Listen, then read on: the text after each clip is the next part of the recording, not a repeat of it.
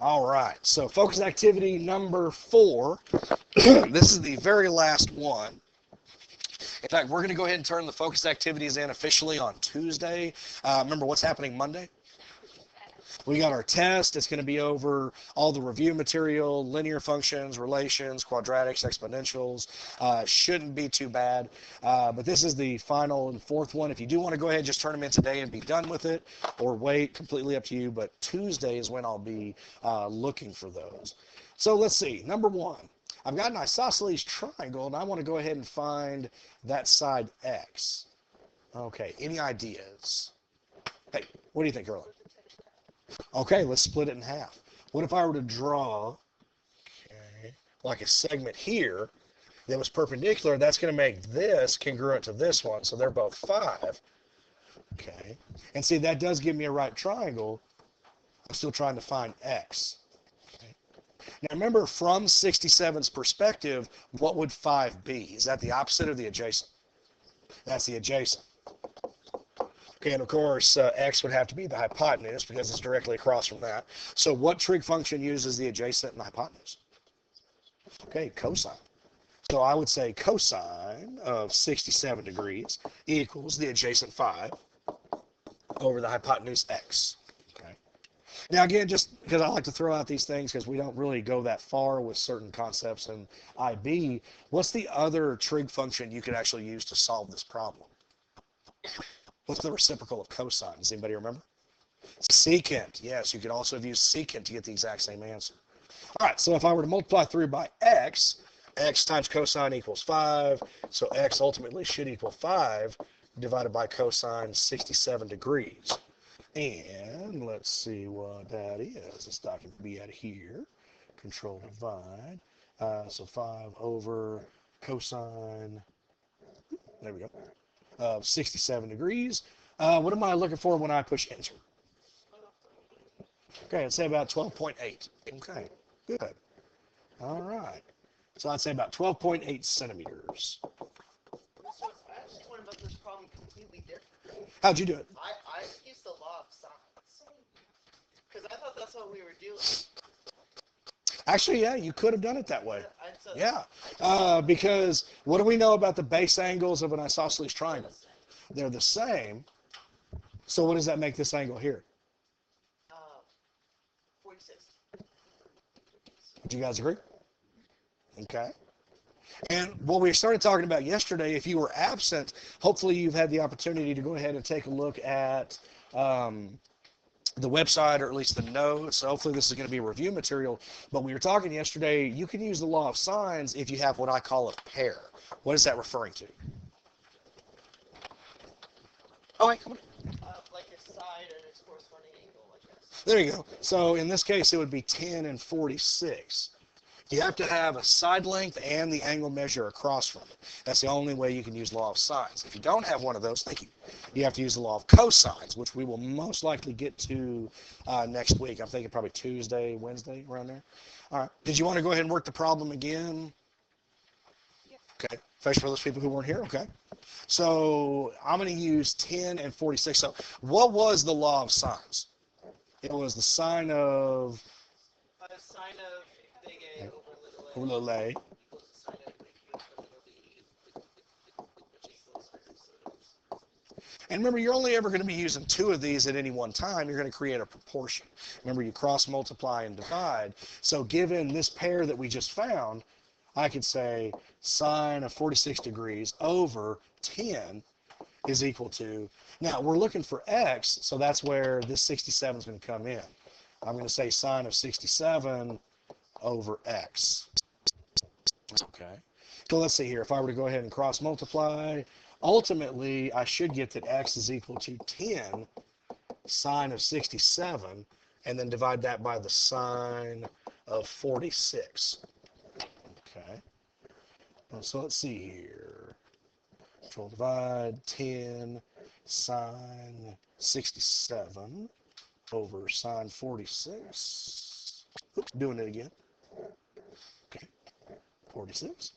And when I push enter, still giving me the exact same 12.8 that we found just a moment ago. Okay, so good. I like to see the different ways to work the problem. Okay. Any questions? Okay, then let's take a look at the next one. I wonder how funny my voice is going to sound on this recording.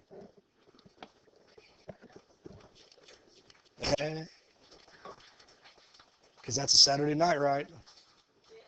Math studies with West. Wow, that sounded really weird. Okay. With West. There we go. Okay, so we got another isosceles triangle. One of the, the congruent pair of legs are each going to be 8.3 meters. The base is 5.2 meters, and I'm looking for alpha. Okay. Okay, questions. What do we think? What can I do? Okay, just like we did the previous one. Now, if we go ahead and draw an altitude like we did a moment ago, that's also known as an angle bisector. So this angle will be 1/2 alpha, 1/2 alpha. So I can go ahead and use a trig function. I'm going to have to do the what? Starts with an I. Inverse. Okay, so let's go ahead and start here. What would half of 5.2 be? Okay, so I know this right here, 2.6. 2.6. Okay. So what trig function will I use? Okay. All right. So let me write out the normal way first. So I'm going to have sine of alpha over 2, whatever angle measure that turns out to be, is equal to the opposite 2.6 over the hypotenuse 8.3. Okay. So now when I take sine inverse of that ratio, it's going to give me alpha divided by 2. So we're just going to have to remember that when we get this, what's the final step? We have to multiply by 2 in order to get that answer. Here we go. Okay, so let's see what that comes out to be. So sine inverse. It likes to do that for some reason. Control divide. What was it? 2.6 over 8.3? Okay. Okay. Was it 8.3? Yep. Okay, so I'm getting alpha over 2 is equal to 18.2. So what? Now multiply by 2. Okay. All right. So I'm getting about 36.5 degrees. Did you guys agree with that? Okay. All right.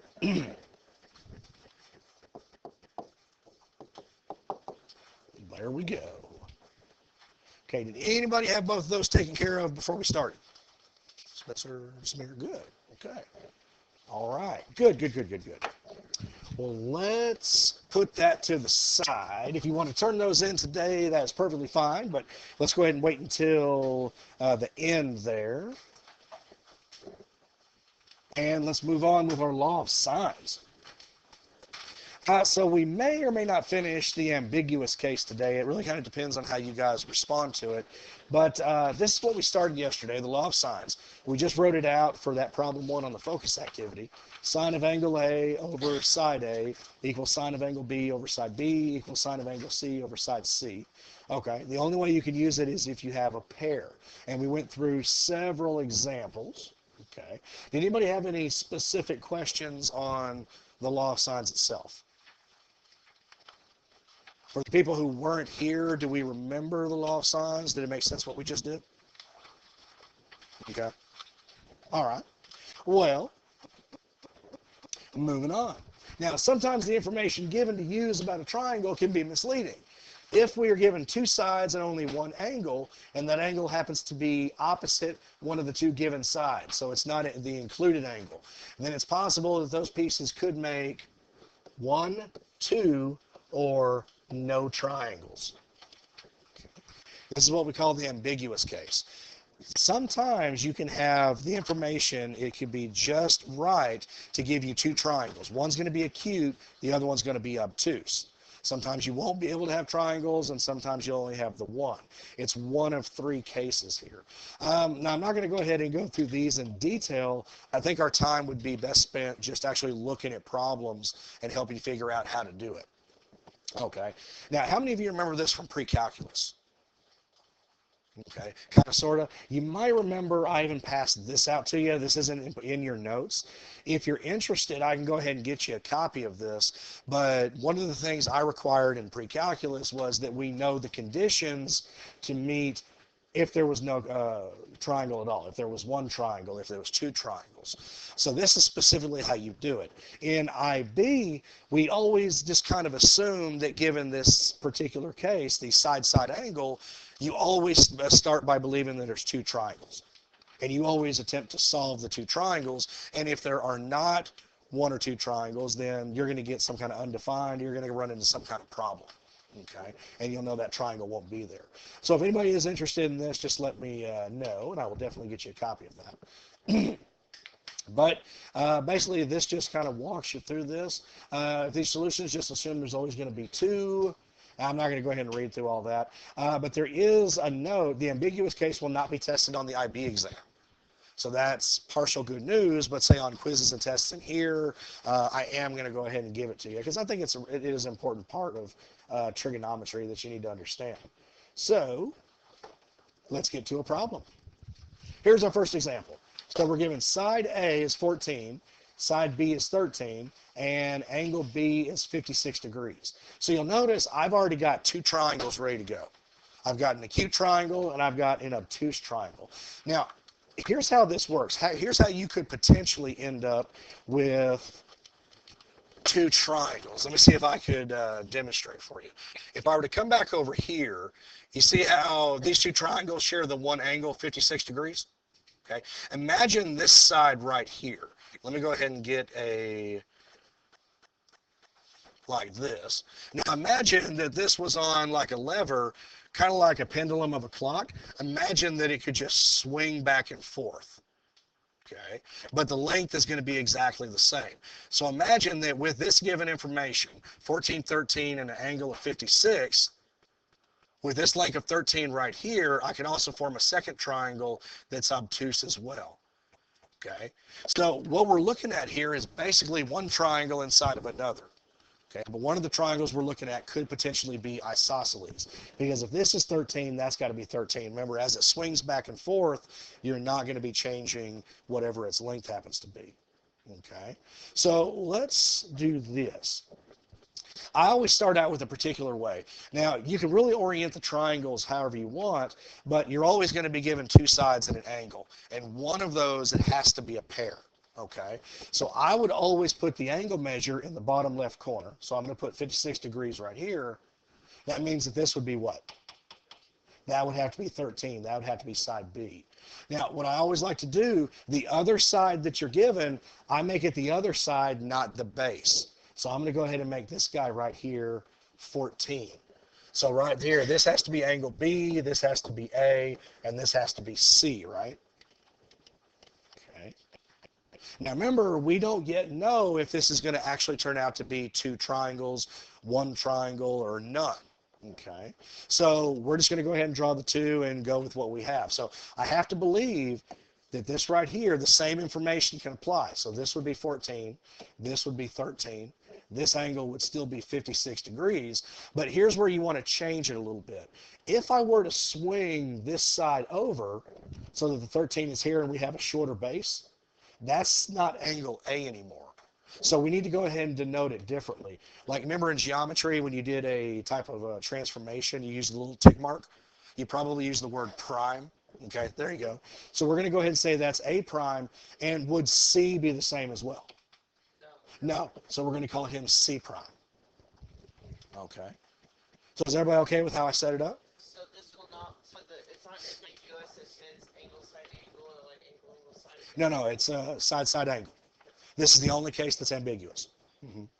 That has the possibility of two triangles. Now, all we need to do once we've set this up is actually go into each triangle and see if we're able to find those missing items. You might end up with like negative angles, or you might get some kind of undefined message when you go into the calculator, and if any of those happen to come up, well, that tells you we got a problem. You're not going to be able to create the triangle.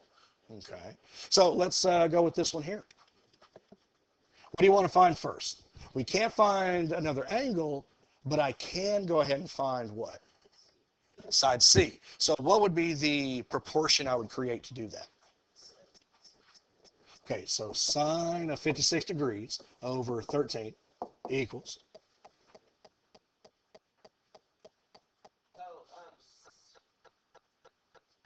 When did the sine of x over 14? Yeah, because you've already used the pair here, so we're going to go ahead and find angle A. So sine of A over 14. Is everybody okay with that? So now I'm going to go ahead and take the cross product. So this is going to tell me that sine of angle A is equal to 14 sine of 56, all divided by 13. Oh, wait a minute. No, I'm right. It was easy for me to get confused. So did everybody agree? Now remember, once we go ahead and evaluate that, we still need to do what? Well, what do you mean by solve it? What am I going to have to do to sine?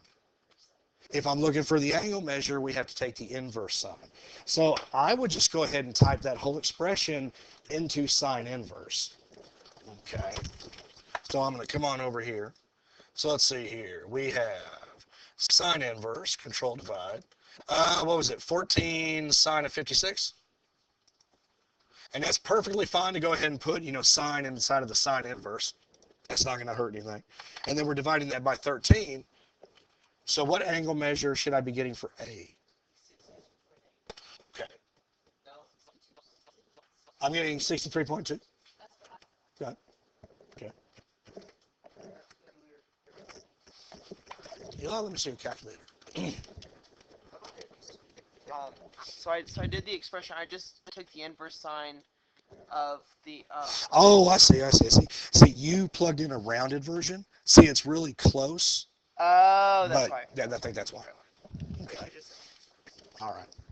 And typically these problems will go ahead and tell you maybe round to the nearest degree or round to the nearest tenth. I'll go ahead and do whatever you guys like. Would you like 63 or 63.2? 63.2? Okay, good. So let's say, come back over here. So we know angle A. If I get off the screen. There we go. So this right here, this is 63.2 degrees. And see, now I can easily go ahead and find angle C. All right, so I'm going to go ahead and take the 56, subtract that from 180, and I'm also going to go ahead and subtract the angle measure that we just found. Okay. So angle C should be 60.8. You guys agree? Okay. All right. So everything's looking pretty good on this guy. Oop, that's the wrong one. So 60.8. Okay. All we have left is to go ahead and find side C. Can I use the Pythagorean theorem? No, it's not a right triangle. It's not the right triangle. There we go. So what I was suggesting yesterday, even though we have a second pair, I would just go ahead and continue to use the original pair that you started the problem with. Okay. Unless you're going to go ahead and make sure to use the exact value that's still in your calculator. All right. So I'm going to once again say sine of 56 over 13 is equal to. Now we can go ahead and say sine of 60.8 over C. Okay. And then once again, when I go ahead and cross multiply, I should get C is equal to 13 times the sine of 60.8 all over sine of 56. Okay. So let's see what that will yield.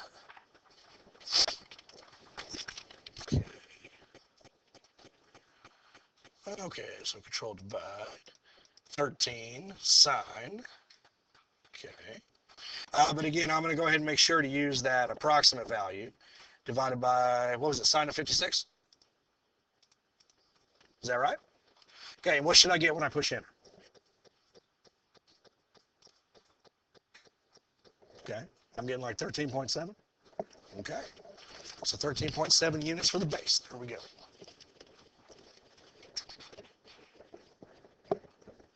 Okay, so 13.7. So that one worked out fine. We didn't have any problems. Okay. Now we're going to turn our attention over to the other one and see if we're going to be able to figure out what we have. Now, here's something that's very, very useful. I would always go ahead and start in this obtuse triangle by finding this obtuse angle. Remember, this one side here that's labeled AC, he swings over to create this other triangle that we have here, right? This one right here, okay, is going to be created right here. This guy's just going to swing over. Is everybody okay with visualizing that? So what kind of triangle is this right here? If the two sides are going to be the same. It'd be isosceles, right? Okay. So if this side swings over and it's 13, if this is 63.2, then this one has to be 63.2 as well. How can I use that to my advantage to immediately get the obtuse angle? There you go. Okay. So I'm going to take the 180. 180. I'm going to subtract. What was it? The 63.2? Okay. So I'm going to get that one right there. So I'm looking at 116.8. Okay. So 116.8. Once you take care of that first triangle, if the second triangle exists, it's usually going to go pretty quick. Because now, all I got to do is subtract those from what? 180. And this is typically where you're going to run into a problem if there is one. So I'm going to go ahead and say 180, if it'll let me, 180, minus the 56 that we already have, minus the 116 that we just found for the obtuse angle. And it makes sense that we should be getting a more narrow angle because of the diagram. So I'd say that's about 7.2. Okay. So 7.2 degrees. So Yeah. why can't we use like the log sides to find the angle measures? Oh, we could. Because I tried it and for some reason, and because you have to, because like let's say we were. Are you talking about to find this one here?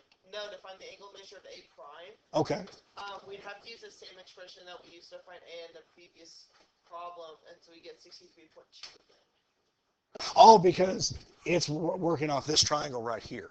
See, here's the problem with sine inverse. There's a lot more to these inverse trig functions than we're going to talk about in here.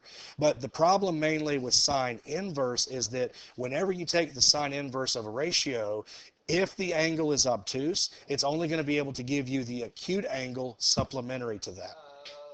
Okay. That's why when people have a problem with a triangle, if they don't have a pair and they have to use the law of cosines, I always recommend sticking with the law of cosines, because if you try to find an angle measure using sine inverse but it's obtuse, you could potentially be putting the wrong angle there.